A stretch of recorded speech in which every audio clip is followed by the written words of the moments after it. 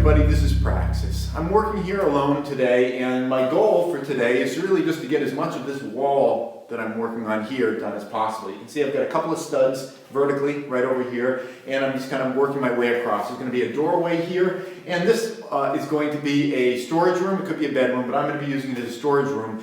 And the reason I'm starting in this area is because I have to talk to the building inspector about this, but my hope is that if I can get this area sealed off, I can start bringing things, from storage from the last homestead and be putting them right up in this area, just kind of get them out of our way, and use this as a storage area while I build. And it's kind of up in the corner, it's out of the way, I can seal it off so dust isn't going to be getting in here. So that's my goal, is to get this thing done first. It'll also allow me to take all these braces off. Once I get a wall here, it'll help to kind of hold the roof together. Structurally, you don't necessarily really need it, but having an extra wall there is going to add that much extra strength to the structure, whether it's technically by code necessary or not. Speaking of codes, I am building this stud wall to conventional code designs.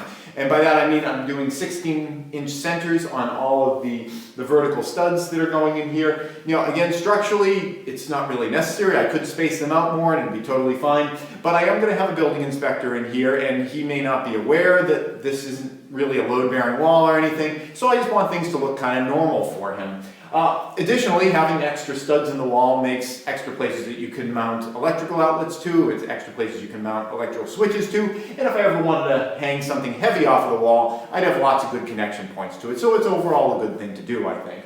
The way that I've been putting it together, though, I've been trying to use as much gnarly, ugly wood as I can to get it buried inside of walls. And also I've been trying to use as much scrap as I can.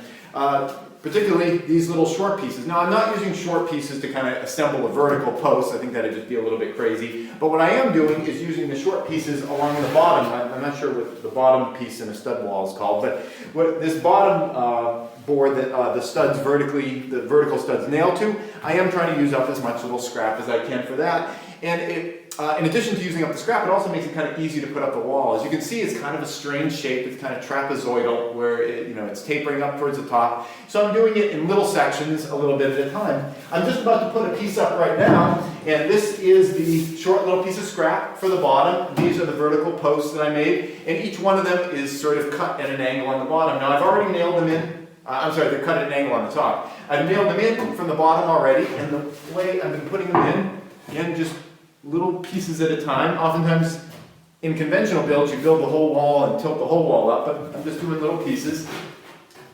And this should slide right over, if I don't hit myself on the head with my level. And I got a line scribed right on the floor. And just to double check these, I've got a level, perfect, and now I just nailed these guys in. I'll be nailing this bottom piece down into the floor, and I'll be taking a couple of nails and nailing up through these guys.